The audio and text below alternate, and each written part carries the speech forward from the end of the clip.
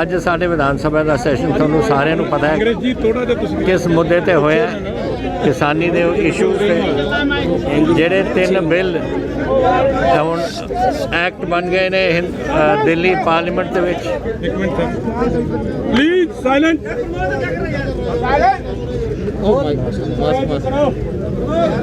ਜਿਹੜੇ ਬਿੱਲ ਬਣ ਗਏ ਸੇ ਐਕਟ ਬਣ ਗਏ ਨੇ ਪਾਰਲੀਮੈਂਟ ਵਿੱਚ ਆ ਗਏ। ਉਹਨਾਂ ਨੂੰ ਬੈਂਸ ਸਾਹਿਬ ਨੂੰ ਬੁਲਾ ਲੈਂਦੇ। ਬੈਂਸ ਸਾਹਿਬ ਨਹੀਂ ਖੜੇ। ਬੈਂਸ ਸਾਹਿਬ ਕਿੱਧਰ ਨੇ?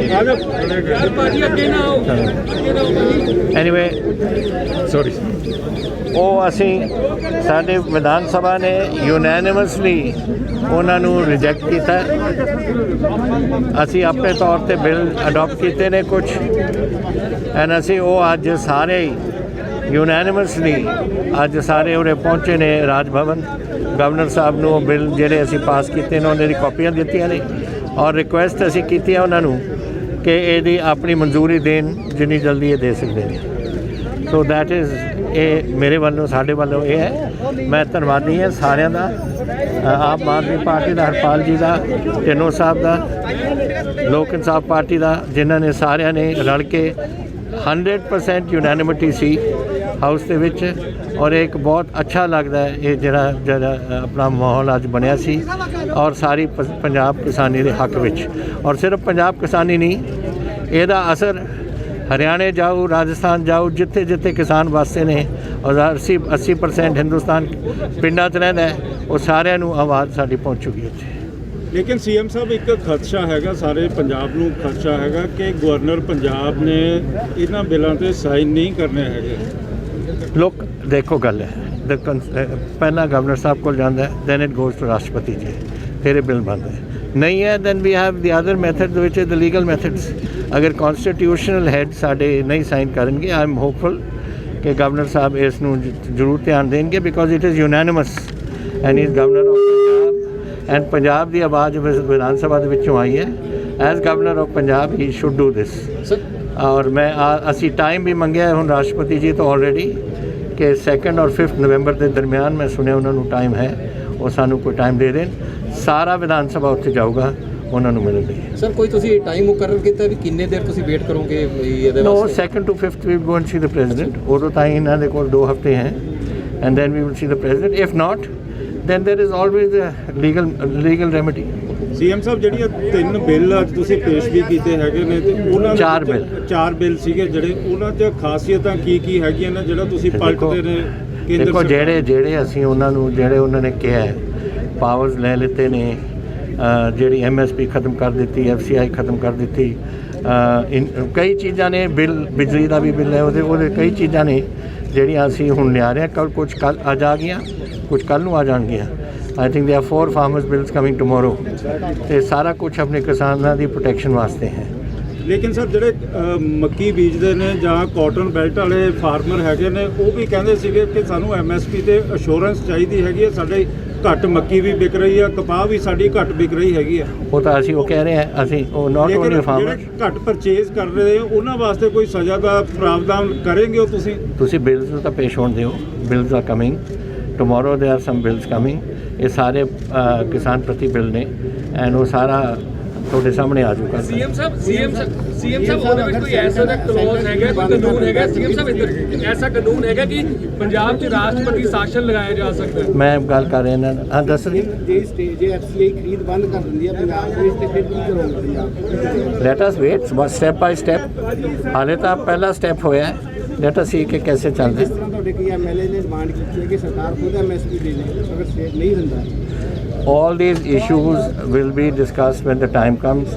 ਪਹਿਲੀ ਗੱਲ ਮੈਂ ਤੁਹਾਨੂੰ ਦੱਸਣਾ ਚਾਹੁੰਦਾ it is we'll take issue by issue, step by step, और वो स्टेप जब होंगे फिर उदों दसांगे ਤੁਹਾਨੂੰ। सीएम साहब सोनिया गांधी और राहुल गांधी ने कहा था कि कहते हैं ये केंद्र शासित राज्यों को इन बिलों के खिलाफ जाना चाहिए। जो आज ये है, क्या ये सोनिया गांधी और राहुल गांधी के मतलब की दिशा की तरफ जो उन्होंने कहा था, संदेश दिया कि इसके खिलाफ जाना चाहिए, उसकी दिशा में है ये कदम? कैसे हाउ इज इट अगेंस्ट? हमारी कांग्रेस पार्टी ने फैसला किया है in the parliament to oppose this bills, even otherwise party forum के ऊपर, और कांग्रेस पार्टी ने और सानू खुशी अज कि सारे पंजाब ने इन्हों इस गल को अपोज किया।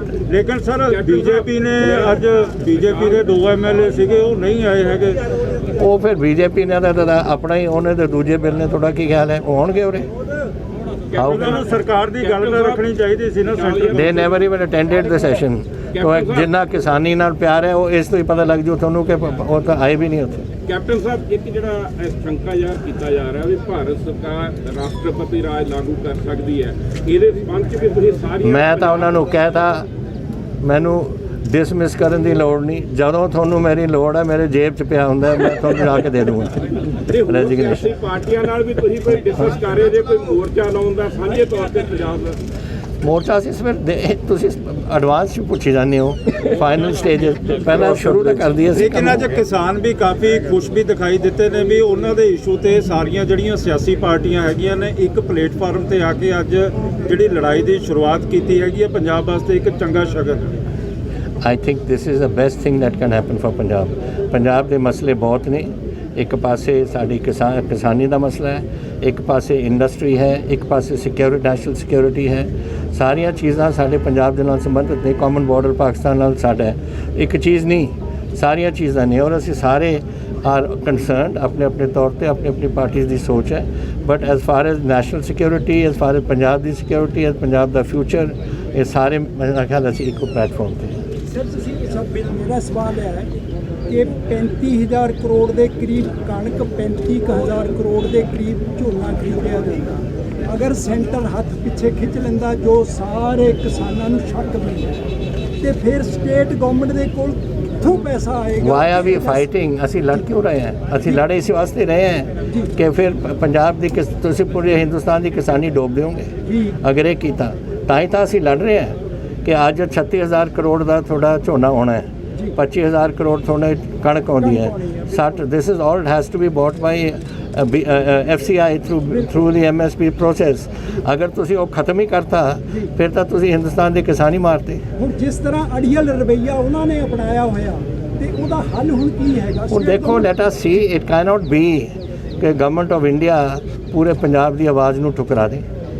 ਸਰ ਇੱਕ ਲਾਅ ਐਂਡ ਆਰਡਰ ਪ੍ਰੋਬਲਮ ਵੱਲ ਗੱਲ ਵੱਧਦੀ ਜਾ ਰਹੀ ਹੈ, ਕੁਝ ਲੱਗ ਰਿਹਾ ਹੈ ਵੀ ਕਿਸਾਨ ਦੀ ਐਜੀਟੇਸ਼ਨ ਦੀ। No I am totally against this. बिल्कुल कोई यही जी लॉ एंड ऑर्डर प्रॉब्लम नहीं। मेरी तो अज किसान यूनियंस नू एक अपील भी है कि तुसी ਜਿਹੜੇ ਆਪਣੇ ਧਰਨੇ ਲਾਉਣੇ ਹੋ, that is our democratic right, short ना करो, लेकिन ट्रेनां नू तुसी ਚੱਲਣ ਦਿਓ। ਕਾਰਨ ਉਹਦੇ ਇਹ ਨੇ ਕਿ ਮੇਰੇ ਕੋਲ ਹੁਣ 2 यूनिट्स ਤਾਂ ਬੰਦ ਹੋ ਗਏ ਪਾਵਰ ਦੇ। 2 यूनिट्स ਕੋਲ ਇੱਕ ਦਿਨ ਦਾ ਪਾਵਰ ਹੈ, ਇੱਕ यूनिट ਕੋਲ सिर्फ 2 यूनिट्स ने जिन्हों के कोल कोई 10-10 12-12 दिन के पावर है। We will not have power, tube well नहीं चलणगे, इंडस्ट्री नहीं चलूगी, सब कुछ थोड़ा खराब हो जू। नंबर 2, थोड़ी अगर आप गोडाउन्स नहीं खाली करांगे, 50 लाख टन मेरा झोना आ गया मंडियां दे विच, वो कित्थे रखांगे असीं? सारे कोल कोई रखण नूं जगह नहीं है। सो ओदा दैट इज़ वाई ट्रेनां नूं तुसीं ਚੱਲਣ ਦਿਓ। और फिर थोड़े कोल अपने कोल यूरिया उन्नी जिन्नी रिक्वायरमेंट है साड़ी, वो 10% ही साढ़े कोल है।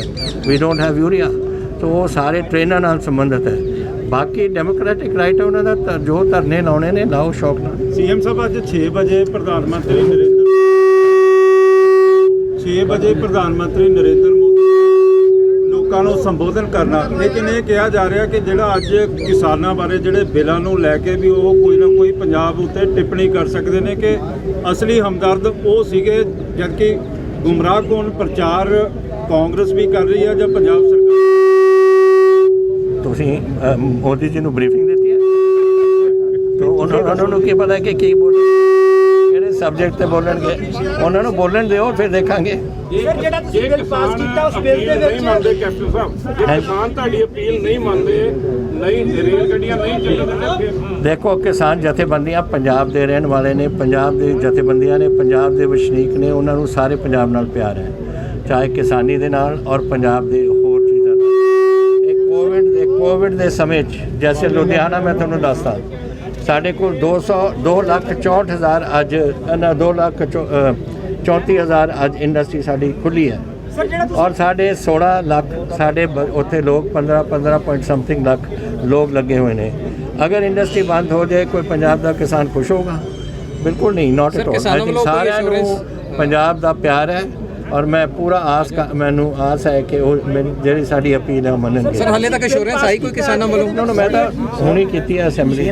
CM Saab, you have said that there will be a 3 years imprisonment. There will be 3 years imprisonment if somebody buys the produce below MSP. Yeah. But that means, in a way, you are admitting that center will give MSP. Where? Yeah. In your Well, these are things that we have to see. We have to see whether they will do MSP or not. But the question is very simple: that if you do not have an MSP and there is no buyer, who's going to buy it?